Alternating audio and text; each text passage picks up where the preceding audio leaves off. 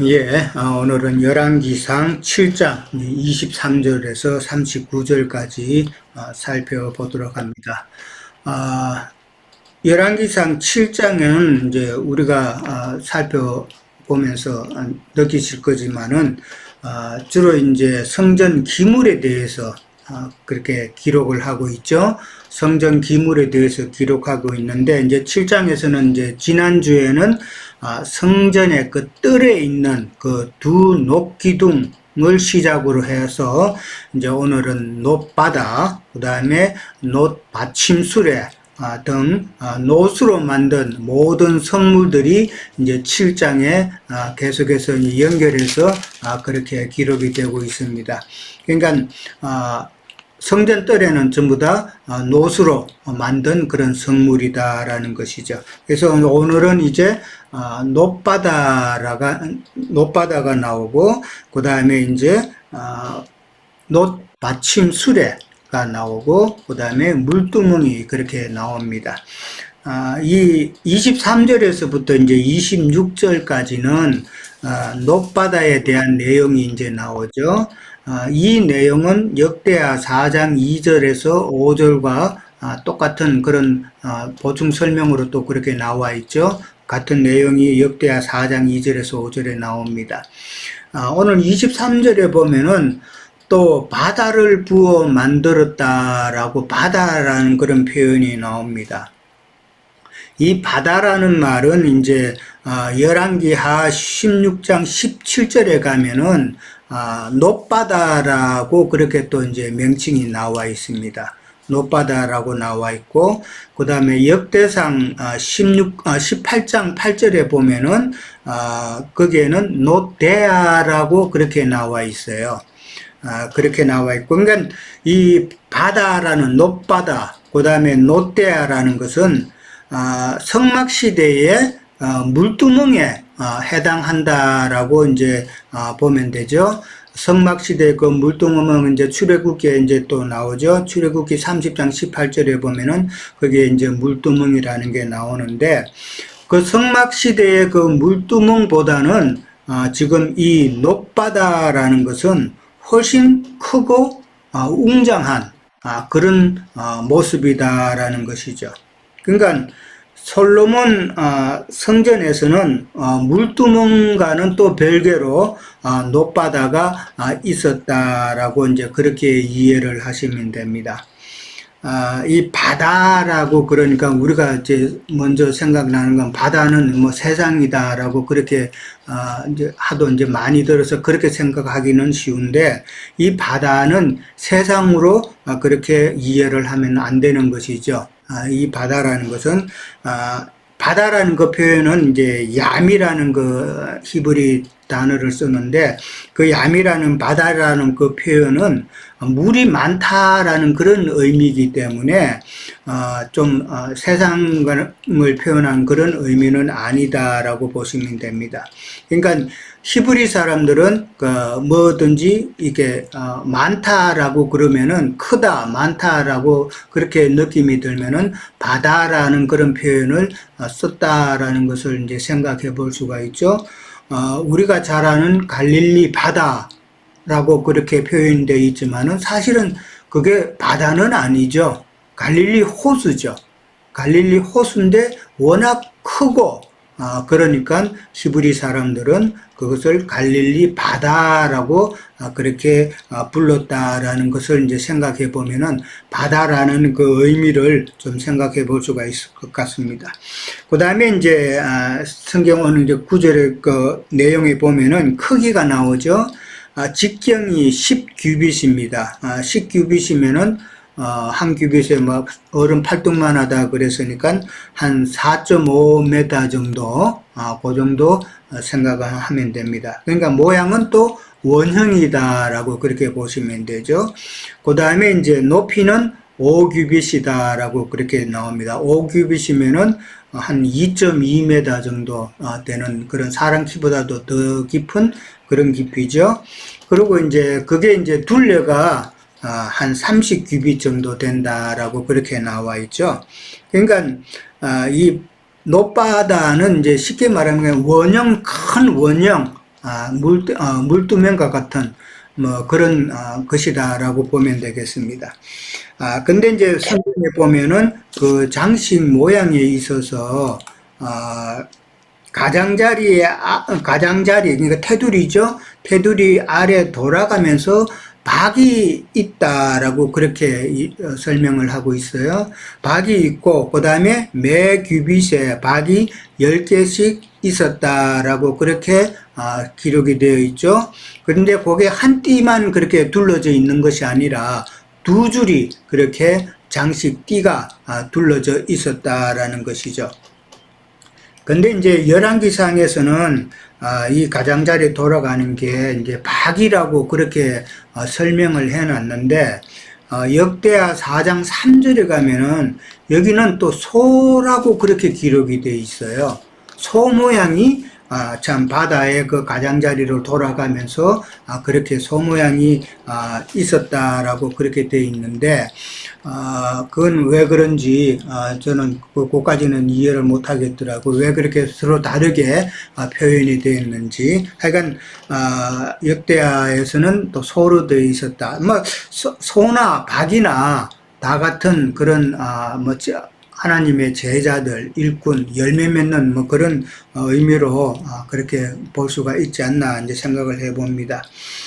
그 다음에 이제 25절에 가면은 그 큰 높바다를 소 12마리가 바친다. 그렇게 이제 설명이 나와 있죠.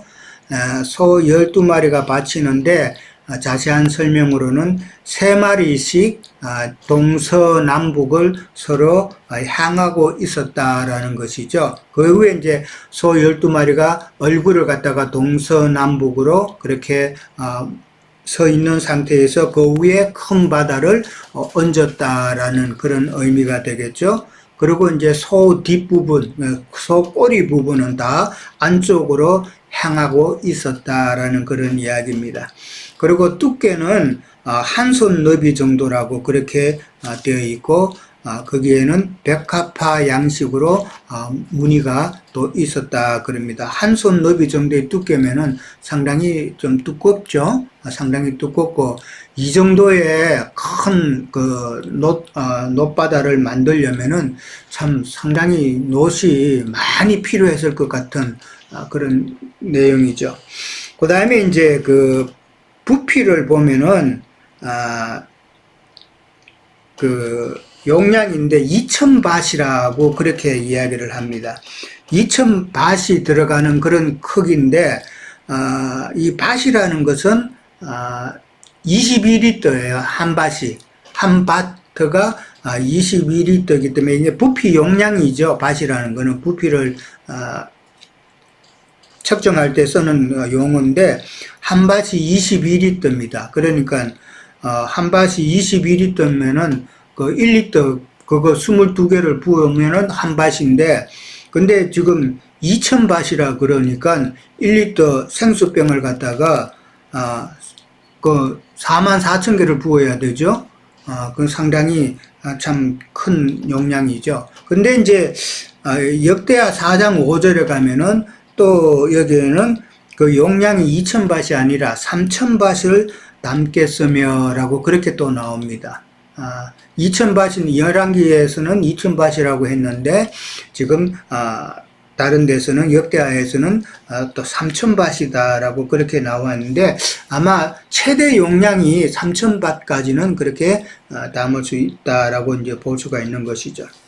그 다음에 이제 놋바다의 그 용도는 역대하 4장 6절에 보면은 이제 나오죠. 놋바다는 제사장들이 씻을 수 있게 하기 위함이다라고 그렇게 나옵니다.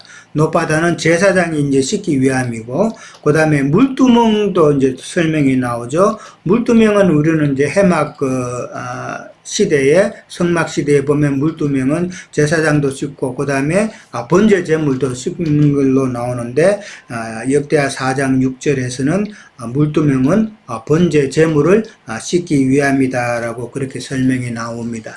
그러니까 놋바다의 그 물로 제사장들이 씻는다라는 것은 이제 정결하게 이제 한다라는 그런 의미인데, 그러니까 놋바다에 담긴 그 물은 일반 물은 아니다라는 그런 의미가, 영적인 의미가 있겠죠. 그러니까 제사장들 뿐만 아니라 우리가 하나님 앞에 나가기 전에 먼저 정결함을 받기 위해서 씻어야 될 그 물은 진리와 생명의 성령을 상징하는 그런 내용이다라는 것이죠. 그 다음에 이제 물두멍과 놋바다는 그러면은 우리의 영과 혼이 정결함을 받는 교회의 모임을 지금 상징하고 있지 않나, 이제 그렇게 우리가 생각해 볼 수가 있죠. 물두멍 같은 경우는 그게 이제 얼굴을 갖다 대면은 얼굴이 비치죠. 사실 놋바다는 2.2m가 되는 그 깊이이기 때문에 얼굴 갖다 대고 볼 수는 없겠죠. 그러나 물두멍은 이제 우리 손을 씻으려고 하고 한다면은 우리의 얼굴이 비춰진다, 자신을 본다라는 이야기죠. 자신을 본다라는 말은 자기의 위치를 알고 자기의 지금 현 상태를 안다는 그런 말이기 때문에 회개한다는 그런 의미로도 우리가 생각을 해볼 수가 있죠. 참 물두멍을 통해서 자기를 볼 수 없는 자, 자기가 어떤 자인지를 전혀 구분하지 못하고 참 교만한 자들은 참 하나님 앞에 나갈 수가 없는 것이죠. 그러니까 물두멍은 자기를 보고 회개하고 참 진리의 말씀으로 성령으로 씻어야 된다라는 것을 이야기하고 있는 것이죠. 그러니까 물두멍과 놋바다는 그런 정결함을 받는 교회의 모임이고, 그 다음에 놋바다라는 것은 바다라는 그 무한한 그 진리의 바다를 우리가 생각해 볼 수가 있고, 그 다음에 이제 그것을 은혜 놋바다를 통해서 우리가 정결케 하여서 참 하나님의 전에 나간다라고 생각하면은 이 놋바다는 바로 하나님의 은혜를 표현하는 그런 성물이다라고 또 볼 수가 있겠죠. 그 다음에 이제 27절에서 37절까지는 놋받침 수레에 대해서 참 기록을 하고 있습니다. 이 놋받침 수레는 이제 용도는 당연히 물두멍을 싣기 위한 그런 수레가 되겠죠. 그 수량하고 크기와 구조, 그 다음에 장식, 자세한 것들이 참 많이 나옵니다. 이거를 다 이해를 하려면은 참 어려울 것 같고, 어떤 여러 가지 구조와 그 다음에 장식이 들어갔다라는 것만 이해를 하시면 좋을 것 같고요. 일단은 수랑은 10개를 만들었다라고 그렇게 나오죠. 수레가 10개를 만들었다라는 말은 거기에 실을 물두멍도 이제 10개다라는 그런 이야기가 되겠죠. 크기는 이제 가로 세로가 4규빗입니다. 그리고 높이는 3규빗, 그러니까 사각 박스 모양이죠. 사각 박스 모양이고 가로 세로가 똑같고 높이는 3규빗이다라는 설명입니다. 그 다음에 이제 사면 가장자로 이제 박스 모양으로 되어 있으니까 네 면이 있죠. 그 네 면의 중간에 가운데에 판이 있다고 그랬습니다. 중간 부분에 거기에는 사자와 소와 그룹들의 모양이 또 새겨져 있다라고 그랬고, 가장자리 위에는 물두멍을 놓는 자리가 또 마련이 되어 있었다 그랬습니다. 그 다음에 이제 여러 가지 장식 중에도 화합 모양으로도 장식이 되어 있다라고 그렇고, 그 다음에 이제 받침 수레니까 당연히 이제 바퀴가 있어야 되겠죠. 그 바퀴가 4개가 있고, 그 다음에 그 바퀴를 잡아주는 축이 있어야 되겠죠. 그러니까 매 모서리마다 그 놋축이 있고, 그 놋축과 그 다음에 놋바퀴는 또 당연히 연결이 되어 있는 것이고, 그 다음에 이제 받침수레의 그 네 발 밑에는 어깨 같은 것이 있다라고 그렇게 나옵니다. 그 어깨 같은 것은 이제 물두멍 그 아래쪽에 있는 거죠. 아래쪽에 이제 부어서 만들었다라고 그랬는데, 이 어깨 같은 거라는 이 표현은 성경에 보면은 사람의 어깨에 메고 성막 기물들을 옮기는 그런 그 경우가 있었죠. 그것을 상징해서 어깨에 이제 메고 가는 그런 모습을 지금 생각할 수 있다라는 것이죠. 그 다음에 이제 네 바퀴는 이제 각 판 밑에 이제 있고, 그 다음에 바퀴의 그 축과 바퀴 그 받침 수레는 다 서로 연결이 돼 있다라고 그렇게 설명을 합니다. 그 다음에 바퀴의 높이는 한 규빗 반이라고 그렇게 또 나와 있죠. 근데 그 바퀴의 모양이 병거 바퀴의 모양과 같다라고 이제 구조와 같이 그렇게 돼 있다라는 말인데, 병거라는 거는 그 말을 끄는 그 큰 병거들이 있죠. 그런 그 병거들의 그 바퀴를 보면은 상당히 튼튼하게 돼 있다는 이 말이죠. 그러니까 그 중심축이 있고, 그 다음에 태가 또 있고, 그 다음에 살이 또 다 나와 있죠. 자전거에 그거 기타라는 그 쇠 살이 다 있죠. 그거는 이제 튼튼하게 하기 위한 건데, 마찬가지로 살이 있고 통으로 다 되어 있다라는 그런 이야기입니다. 그 다음에 이제 수레 위로는 또 물두멍이 또 한 규빗 반 정도 올라올 수 있도록 그렇게 만들었다라고 그때 있는데, 이 높받침 수레에 대해서는 높바다나 다른 거에 비해서 상당히 많은 부분을 지금 할애해 가지고 지금 설명을 하고 있습니다. 그러니까 높받침 그 받침 그 수레가 상당히 아주 세밀하게 그렇게 되어 있다라고 생각해 볼 수가 있는데, 이것은 그만큼 그 받침 수레가 중요하다는 것을 이제 설명을 하고 있는 것이 아닌가.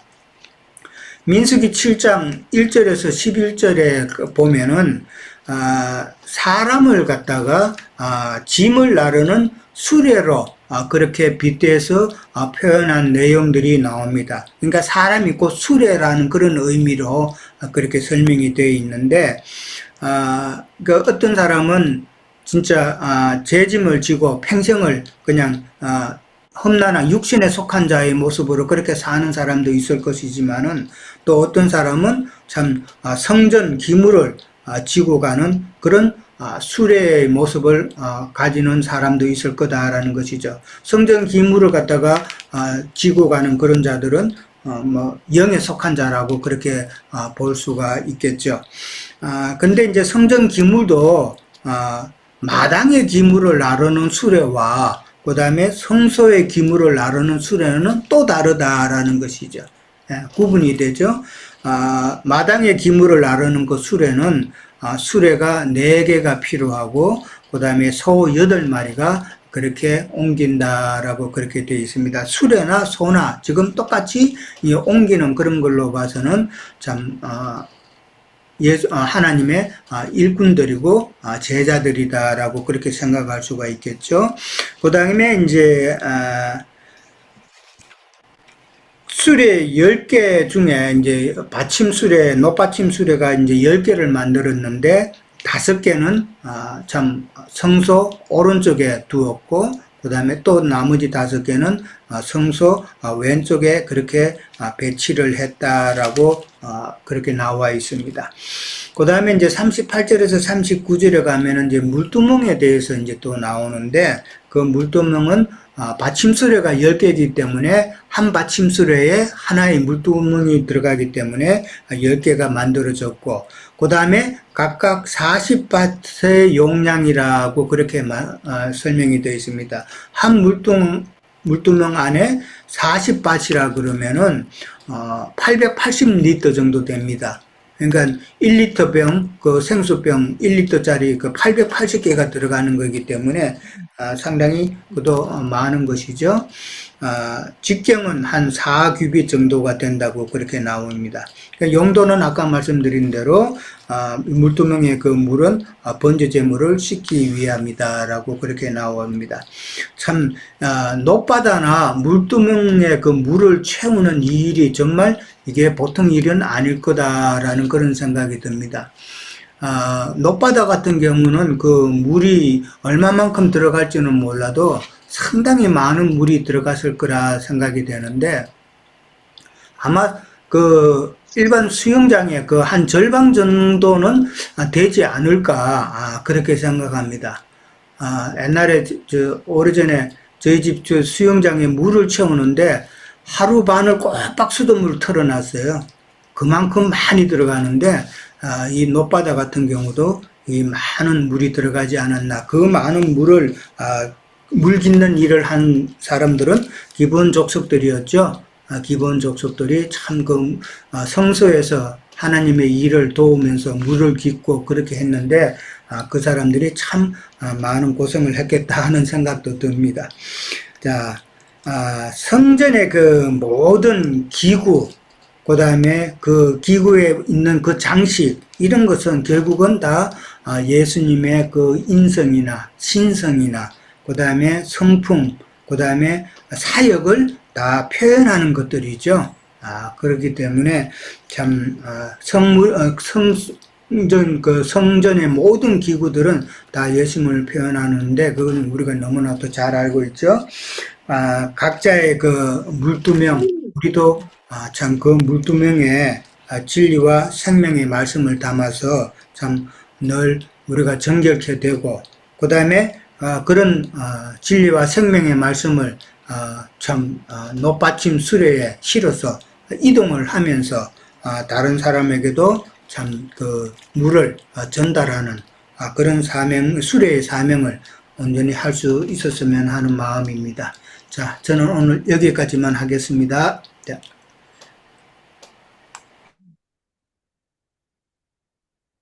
아, 예. 제 것은 열려 있었네. 아유, 예, 아유, 수고하셨습니다. 예. 저도 오늘 여기를 읽으면서, 참, 뭐, 생각은 많은데, 뭐라고 딱 이렇게, 뭐, 증거할 말들이 참 쉽지가 않습니다. 뭐, 하여튼, 뭐, 열두 제자가 생각나고, 바다라 그러니까 갈릴리 바다도 생각나고, 뭐, 하여튼, 성경에 한 권에 이렇게 걸친 그런, 그래서 이렇게 적용이 되는 것 같은데, 뭐 이렇게 딱 부러지게 이렇게 뭐 드리기가 참 시원치는 않네요. 제가 뭐 좀 뭐 어쨌든 변변치 않아 가지고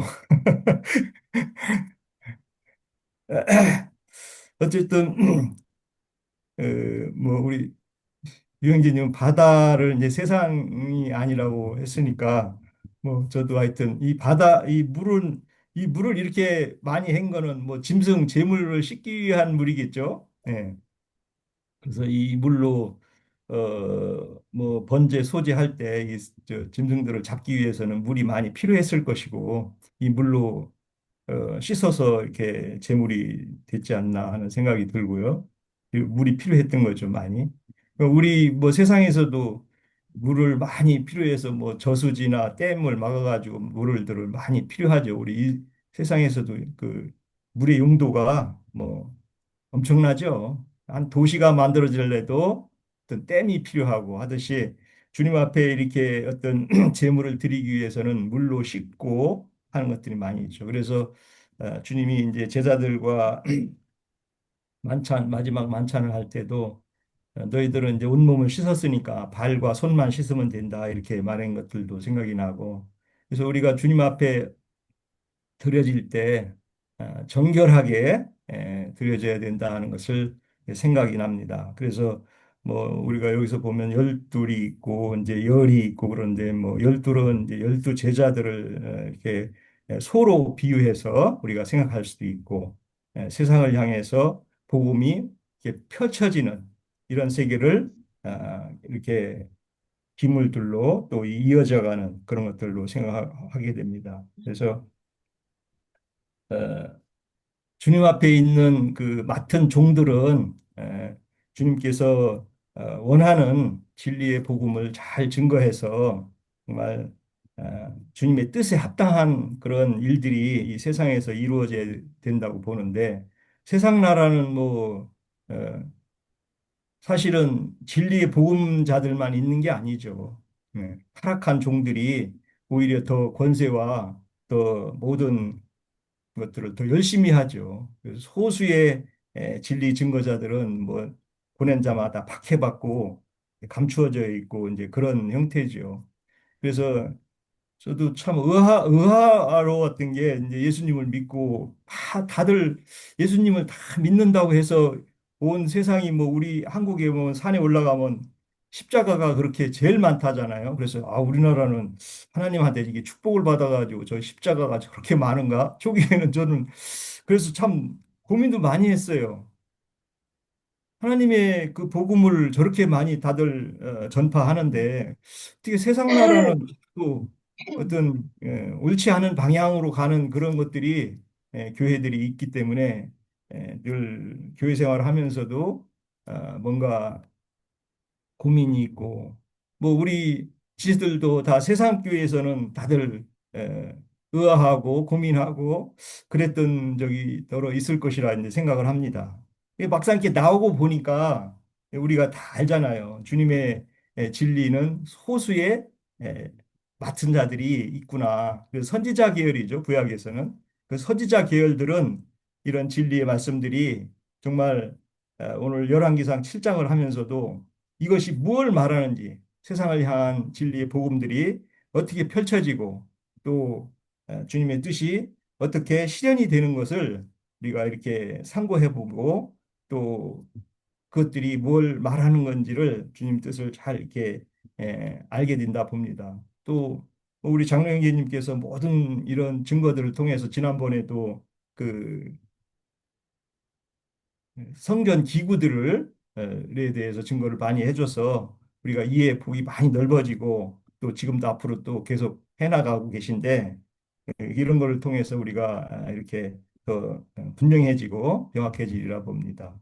그래서 그 역대하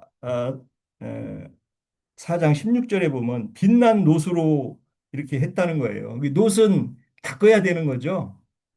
닦지 않으면 그냥 예, 바로 그 녹이 와가지고 뭐 퍼렇게 이렇게 녹이 쓸죠.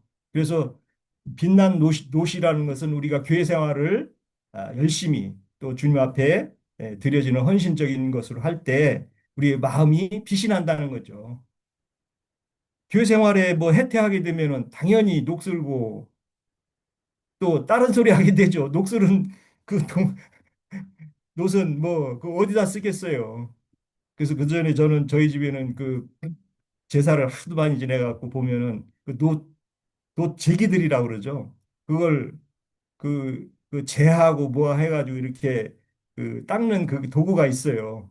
그래서 저도 몇 번 이제 닦았던 기억이 나는데 이제 조금 텀이 길을 때는 우리는 1년에 뭐 11번, 12번 제사를 지냈는데 어떤 때는 한 3개월 텀이 좀 있을 때가 있어요. 그러면 그동안 제사를 못 지내가지고 텀 있을 때는 이제 놋기를 다 그 마당 앞에 이렇게 놓고 그걸 닦는 거예요. 모래하고 막 이렇게 해가 잿물하고 해가지고 열심히 닦으면 반짝반짝하죠. 예. 놋이라는 건 정말 닦을수록 그 빛이 잘 난다는 거죠. 그래서 우리가 교회 생활에 얼마나 그 우리가 진정성을 두고 했느냐가 주님 앞에 섰을 때 예, 그 심판으로 주님 앞에 이게 드러난다고 봅니다. 그래서 에, 우리의 인성과 우리의 이 심령의 마음은 잘 진리의 말씀으로 연단되고 닦아져야 에, 주님 앞에 쓸 수 있고 드려지는 제물이 되지.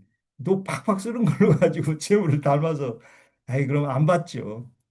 예. 전에 그 어떤 이렇게 복음을 얘기하면서 자기는 예배당을 가는데 그냥 놀러 간대요. 거기 뭐 그냥 심심풀이로 간대요. 이제 뭐 자기는 가고 싶지는 않은데 집안 평화를 위해서 이제 간다 그래요. 그러면 거기가 제사하는 데인데 제사를 뭐 컴퓨터가 뭐 좀 배터리 됐네. 예. 배터리가 됐습니다. 전원이 좀 잘 안 들어왔었던 것 같아요. 그래서 그 제사하는 데인데 제사를 가서 그 하나님 앞에 제사를 하면은 제사가 드려지는 제사를 해야지. 그 그렇게 놀러나 다니고 그냥 그 여벌로 다니는 게 그게 제사하는 데야 거기가? 그러니까 뭐 몇십 년 이렇게 예배당을 다녀도 그냥 예배라고 그러니까 거기가 뭐 어떤 그냥 이렇게 찬양이나 하고 뭐 나름대로 그냥 자기 소원이나 빌고 다니고 그러는 대로 생각을 하는 거예요. 사실 주님 앞에 예배라는 것은 이 연락이 되게 하는 제사로서의 받게 하는 하나님이 받으시는 제사가 돼야 되는 그런 의미가 있는 것인데 그건 뭐 세상 교회 그 사역자들이란 예배당에 있는 사람들은 그게 받고 안 받고는 상관없어요. 그냥 예, 그냥 당연히 그게 잘 받아진 줄만 알고 예수님 이름으로 하니까 그냥 다 의련히 그게 받지 않겠느냐 이렇게 일상적으로 그냥 종교로 습관화가 돼버린 거죠. 사실 우리의 모임도 마찬가지죠. 정말 주님 앞에 나올 때 이게 우리의 모임이 정말 주님이 기뻐 받으시는 이런 모임이 되고 정말 노수로서 잘 닦고 또 제물로서 흠없이 잘 닦여져 있는가 자기 자신을 늘 돌아봐야 되고 이게 정말 주님 앞에 참되게 받아들여지는 그런 모임과 예배가 제사가 될 수 있는지 자기 자신을 늘 돌이켜보지 않으면 우리 모임 생활은 자칫 잘못하면은 그냥 습관에 지나지 않은 그런 것이 된다는 거죠. 그 습관이 이제 하다 보면 나중에는 이제 터부시 돼서 그냥 모임 생활에 뭐 이렇게 음, 늘 느슨해진 그런 것이 되는 거죠. 그러다가 나중에는 뭐 또 어떤 상황이 왔을 때는 그냥 아유 그거 뭐 거기 가나 여기 가나 뭐 마찬가지인데 편한 대로 하지 뭐 자기 편한 대로가 되는 거죠. 참 우리가 정말 주님 앞에 있을 때 드려지는 심령의 에, 새 창조가 잘 이루어지도록 에, 새 마음 새 하늘이라는 것이 주님 앞에 있는 사람들은 늘 새하늘과 새 마음이 되는 그런 에, 자세가 진리의 말씀 안에서 그런 길이 에, 추구되고 표대가 정확하게 내 안에 이루어져야 그런 것들이 주님 앞에 드려지는 삶이고 드려지는 예배고 제사가 되리라 이렇게 봅니다. 그래서 늘 깨어있는 자세로 우리가 갇힌 표대를 보고 달려갈 길을 달려갔으면 합니다. 마치겠습니다. 예, 자, 오늘 홍행자님께서 치과에 가시는가 보더라고요. 그래서 오늘 참석 못 하신다고 그랬는데, 혹시 또, 다른 지체분들 또 하실 말씀 있으신가요?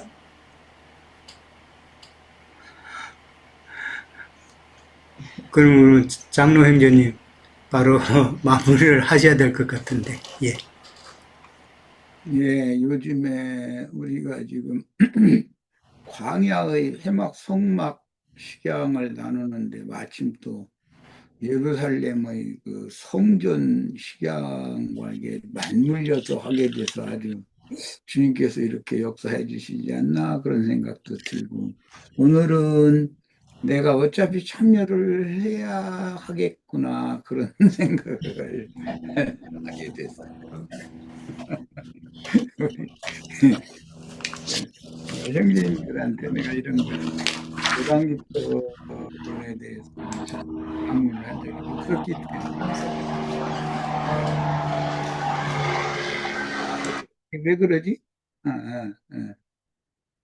좀 약간 벅찬가 보다 이제 이런 느낌도 받았어요.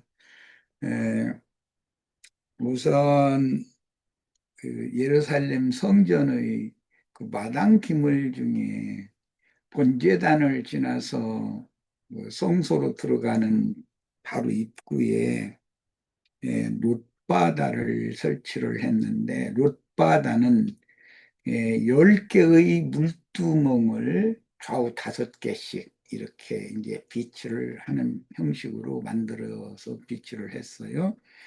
그리고 그 못바다를 떠받치고 있는 건 12마리 소가 동서남북 사방으로 머리를 앞으로 이렇게 내민 그런 방식으로 소의 등짐이 되도록 그렇게 못바다를 지는 형식으로 만들어졌고 특이한 것은 10개의 그 물두멍을 목욕통이라고 그렇게 말하죠. 그 목욕통을 에,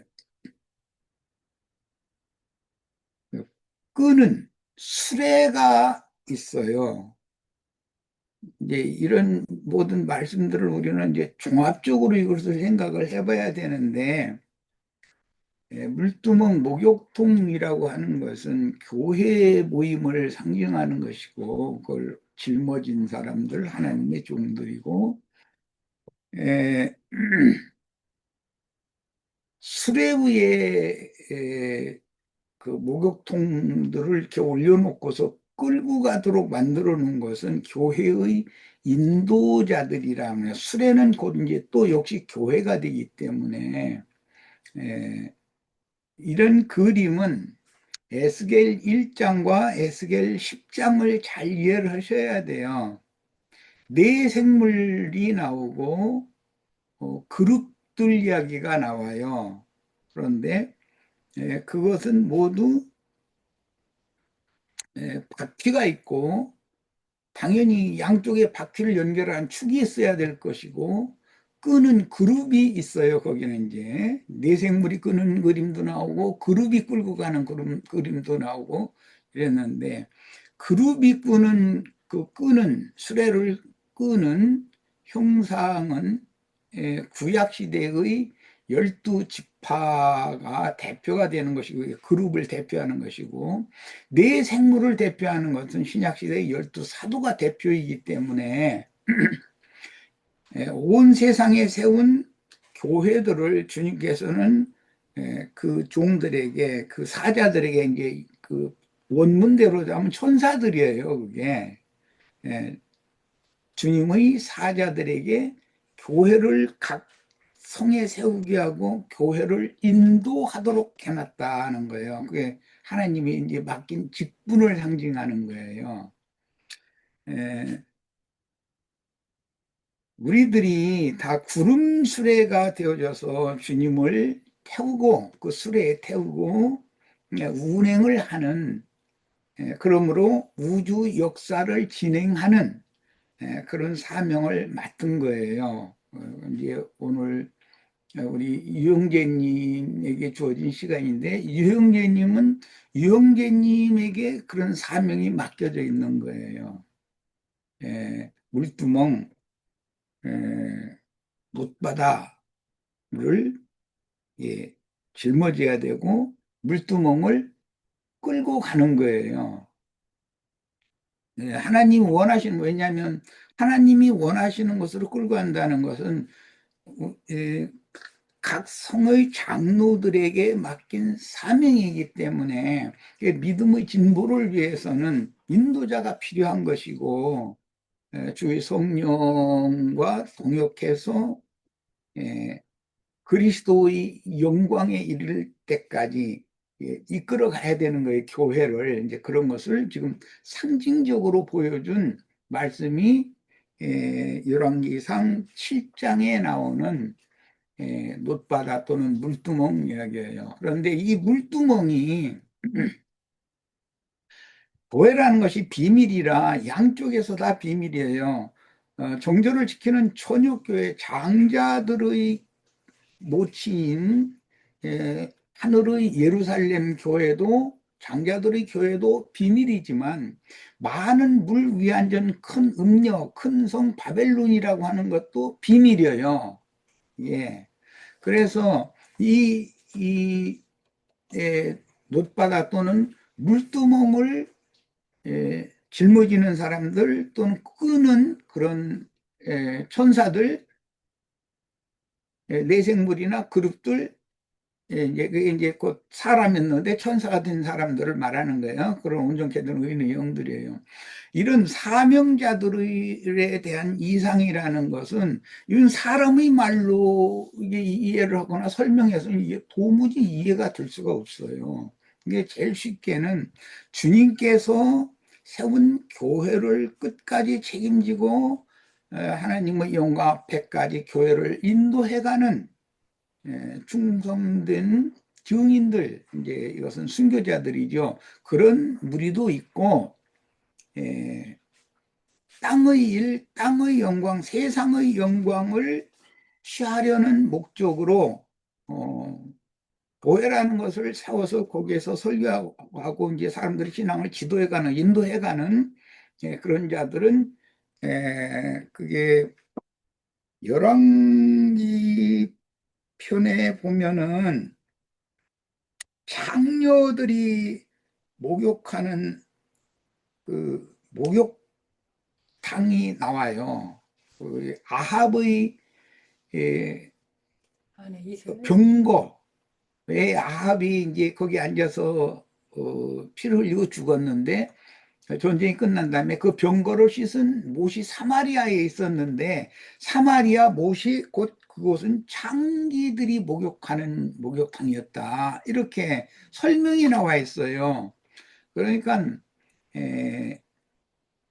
이기는 자들의 목욕장도 있고 이제 그 아가서에 보면 솔로몬이 사랑하는 양들의 목욕장이 나오고 원수들의 목욕장이 또 있단 말이에요.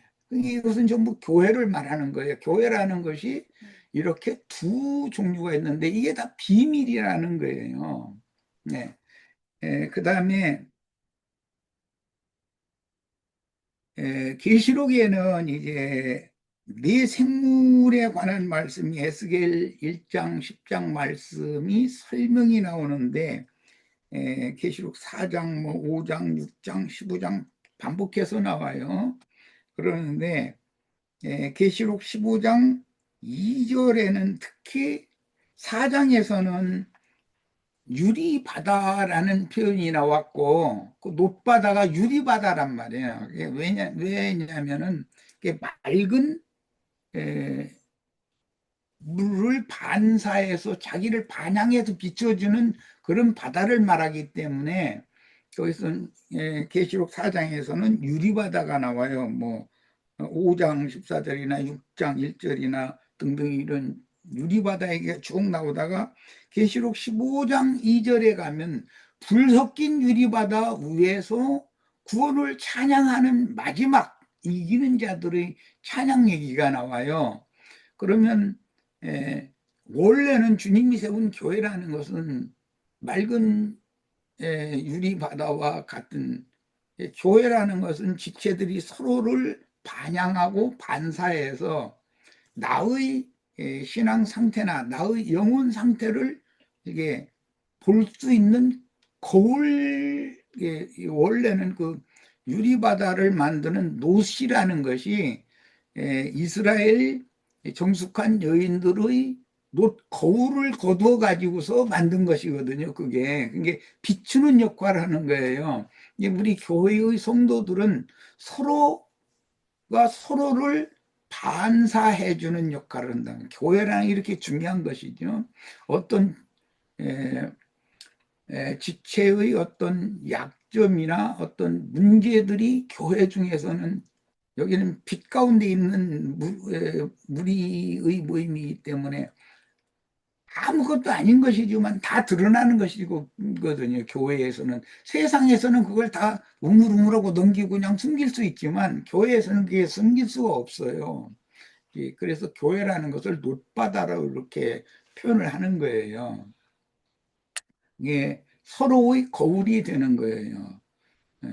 거기서 제일 중요한 것은 내가 이제 가끔 얘기를 하는데 교회 중에 어떤 지체가 어떤 많은 어떤 문제가 노출되면은 그걸 비판하는 마음으로 비방하고 비아냥하는 그런 말을 수군대거나 이렇게 하면은 그것은 세상 사람만 또 못 온 거다. 그런 경우는 내가 이런 얘기를 참 많이 했어요.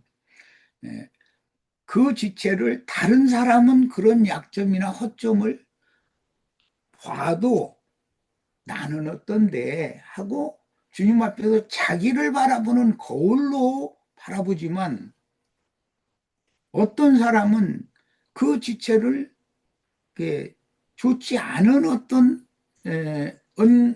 언사로 소문을 낸다거나 광포를 한다거나 이런 거를 쉽게 뿌린단 말이에요. 그 사람은 주님 앞에서 하나님의 심판대에 자신을 올려놓고 하나님의 저울에 올려놓고 검증을 받아본 사실이 없는 사람이기 때문에 그래요. 그러니까 그는 은혜가 사실 없는 사람이지 천연적으로 옳은 것, 선한 것이 그 사람을 지배하고 있는 사람인 거죠. 이 사람은 아직 거듭난 사람이 아니거든요. 이런 것을 잘 이해를 하시기를 바라고, 그 다음에 내 생물을 이끌어가는 내 생물은 바퀴가 있다고 그랬고, 바퀴가 있으면 당연히 수레가 위에 올려져 있는 거예요. 이 수레를 끄는 것이 생물인 거예요. 내 생물. 예. 그런데 이 네 생물은 사람 천사들을 상징한다. 그러니까 온전케 된 의인의 영들 이기는 자들에게 이제 교회가 높바다지만 이제 영혼 세계에서는 온전케 된 의인의 영들을 태우고 승천하는 그런 수레의 역할을 하는 것이 교회이기 때문에 놋바다로도 말을 하고 수레로도 말을 한다. 수레라고 할 때는 이것은 영들의 움직임, 뭐 승천한다 뭐 이런 데 할 때 뭐 주님이 구름 타고 오신다 그러지만 사실은 구름 수레를 타고 오시는 것이거든요. 엘리야가 승천할 때 불 병거를 타고 승천했다 그랬는데 그게 수레거든요. 이제 이런 개념을 잘 이해를 하시기를 바래요. 그래서 이 생에서는 사람으로서는 쉽게 감당할 수 없는 그런 불같은 연단과 시험들을 거쳐서 온전케 된 의인의 영들이 구름수레란 말이에요. 또 구름수레를 끄는 말로도 표현했어요. 내생물로도 표현을 했지만, 그러니까 이런 말이라는 힘, 능력을 말하기 때문에 이런 여러 가지의 표현들을 복합적으로 오늘 잘 이해를 하시고 우리 형제 자매님들이 어떻게 교회를 영광의 주님 앞에 잘 끝까지 잘 인도를 할 것인가. 교회라는 것은 사람들을 자기 모습을 바라보는 그런 맑은 물이 담긴 그런 못바다가 되어져야 되는데 창기들이 목욕하는 목욕통으로 변질되어진 사마리아의 연못과 같은 그런 교회도 있다는 거예요. 그러니까 어떤 교회를 우리가 함께 통역해서 세우고 어떤 교회에서 왜 주님께서 그 수레를 끄는 그런 종들을 성경이 이렇게 강조하는가. 아까 우리 유영재님이 성경을 읽다가 어느 곳에서는 바가지, 박 아시죠? 박. 지붕 위에다가 이렇게 열매 맺으면 그 타게 가지고 삶아서 말리면 그 물바가지, 뭐 바가지가 되잖아요. 물을 떠서 그걸 사용을 해야 되니까 바가지를 쭉 매달아 놓는 그림이 나오잖아요. 예. 저 성경에 보면 왜 물두멍에다 바가지를 이렇게 쭉 매달지? 예, 그것은 물을 퍼서 사용할 수 있는 물바가지들이란 말이야. 우리 형제 자매님들은 다 이런 전도자들, 물바가지들인 거예요. 사람들을 씻어주고 나 자신을 씻고 할 때 물바가지가 필요하지요. 거룩한 그 물을 퍼서 사용을 하기 위하여. 네. 그런데 그들이 또 소들이라고 되어 있어요. 그것은 종들이다 이거예요. 바가지가 왜 소냐 하면 하나님의 말씀을 전도하는 증인들이다. 그런 개념이에요.